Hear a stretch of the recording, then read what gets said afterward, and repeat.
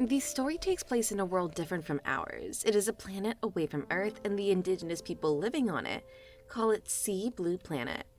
100 years ago, a meteorite fell from the sky, causing a catastrophe that affected the whole planet. As a result, many mutated creatures started attacking the humans living there.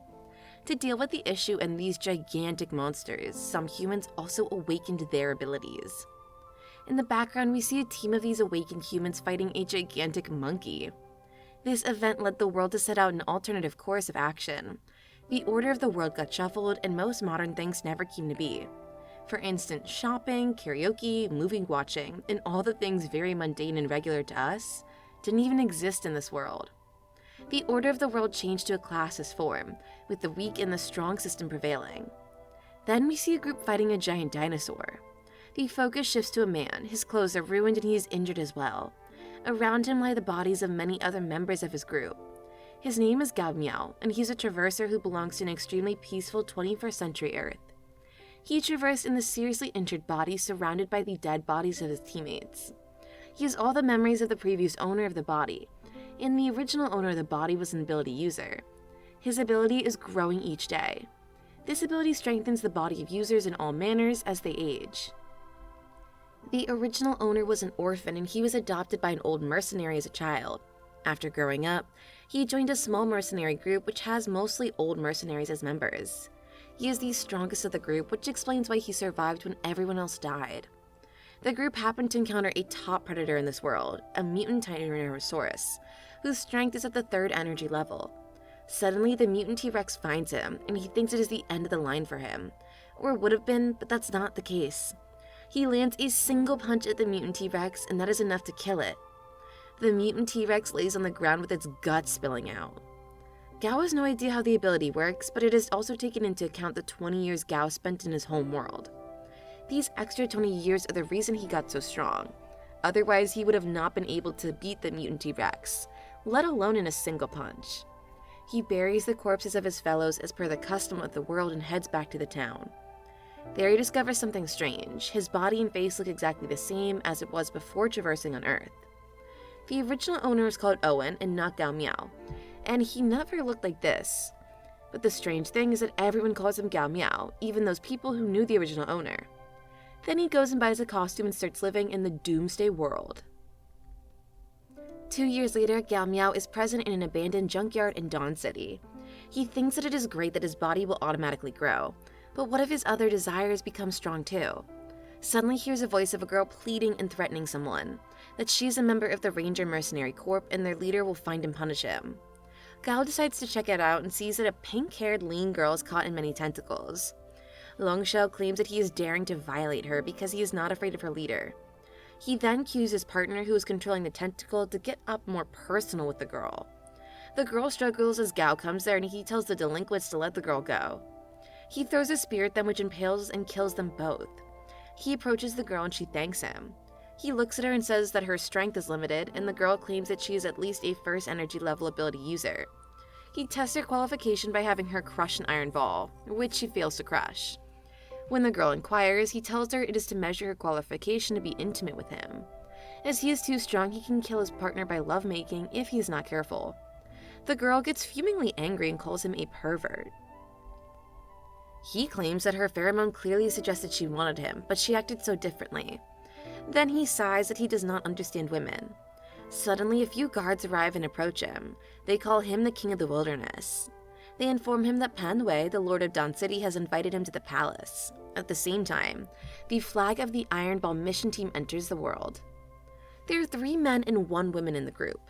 The woman tells the man with red hair named Nelson to not be greedy and be careful. He agrees but complains about it, and they have a bit of an argument. The man with dark brown hair tells them both to calm down. He then asks the blonde one named Tom to focus on the battle condition of the next world. Tom says that they are entering the world in a movie series called Survivors, a standard doomsday action movie. In the movie, the protagonist, Zhang Shufan, raises from Weiwei and goes on a quest to search for a water purification chip. He passes a deadly wilderness filled with mutant beasts, meets 4 companions, and faces the supervillain Pan Wei.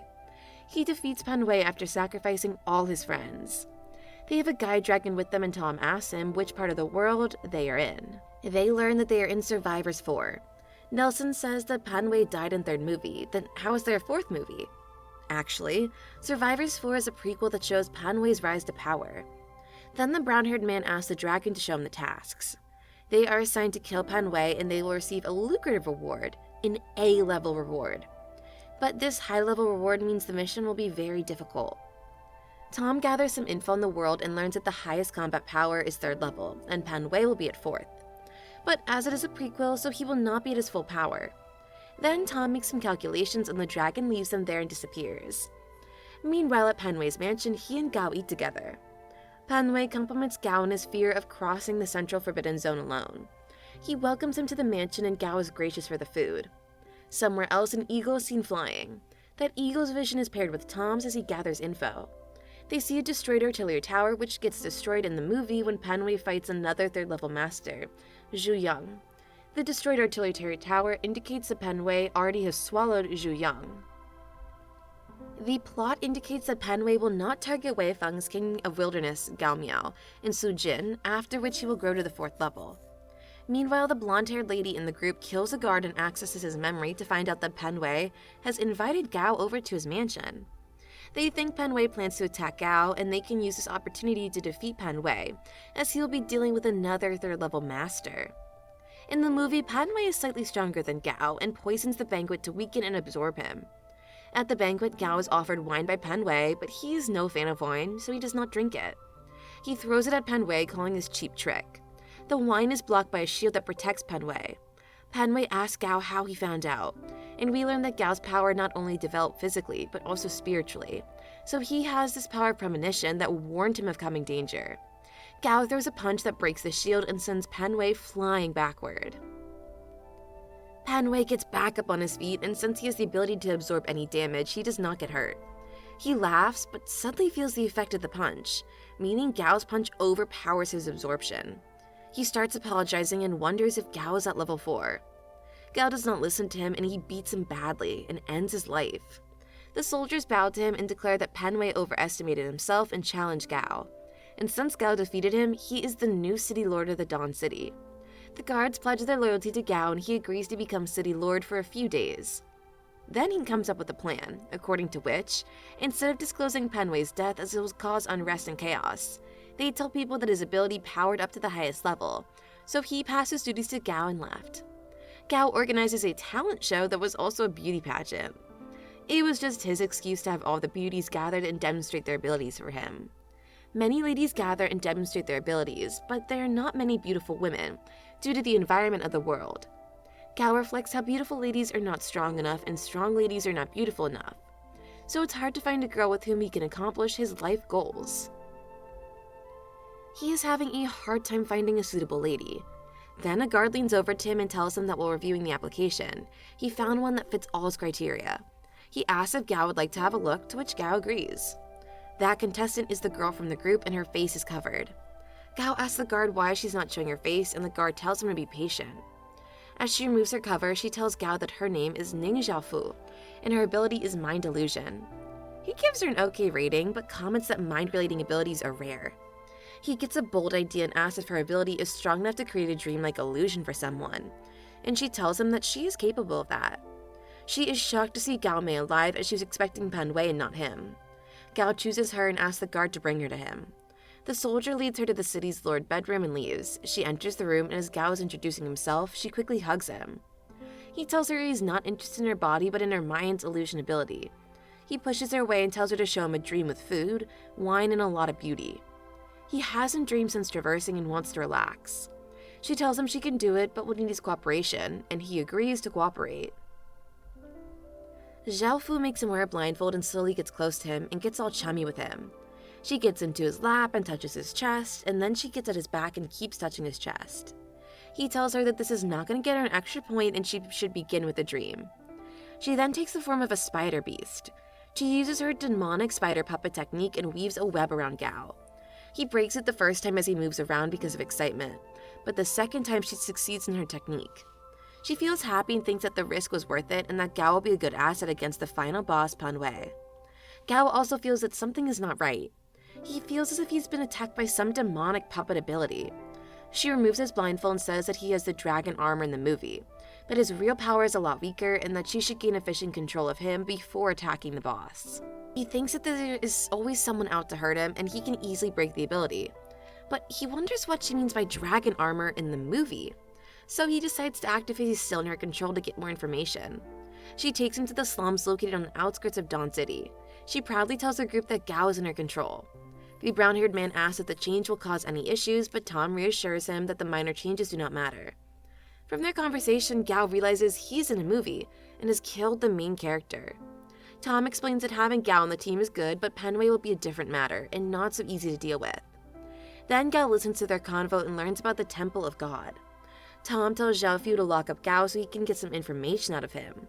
She tells him to go to another house, and as he's about to leave, they ambush him and release a barrage of attacks and summon a giant stone monster. Tom explains that Gao was thinking and he detected his brainwave. Then he says that a person who's controlled by Xiaofu should not be able to think. So he realized that Gao is free and signaled his team to attack. Gao survives the attack but has to activate his complete form to do so. He tells them that his final form was enough to kill the ancestor of all mutant beasts. The group is shocked to see that Gao is so strong. The brown-haired man has Iron Man-like armor and he is the leader. He leads the attack but Gao easily overpowers him. Nelson is controlling the golem and attacks with the gravity arm punch. Gao shatters the golem with a single punch. Tom is a mage and he summons a powerful spell, the Great Forbidden Curse, the tentacle of the ancient god of the blood pool, but Gao easily deals with them. Xiaofu then summons a giant ghost beast made of energy using the borrowed bones of the Ming Dynasty's king. She orders the ghost beast to crush her enemy, and Gao uses a broken piece of the golem as a spear and launches it towards the ghost beast. It impales the ghost beast's head and he loses to Gao. The leader says that Gao is so strong he must be on the 4th level. Then he orders them to combine 4 gods, so they all stab themselves with a crystal and release a transformed beast. The transformed forms are Phoenix, Dragon, Tiger, and Turtle. They all start to combine, but Gao jumps in as well, causing the crystals to break. He lands and offers the group to surrender as he has some questions for them. But as he turns to look, he sees them lying on the ground lifeless. He can't control his power in the complete form, so he ended up killing them. He feels pity and wonders what the Temple of God is. Then we see the Guy Dragon. He declares that the team is terminated and starts the escape procedure to return to the Temple of God.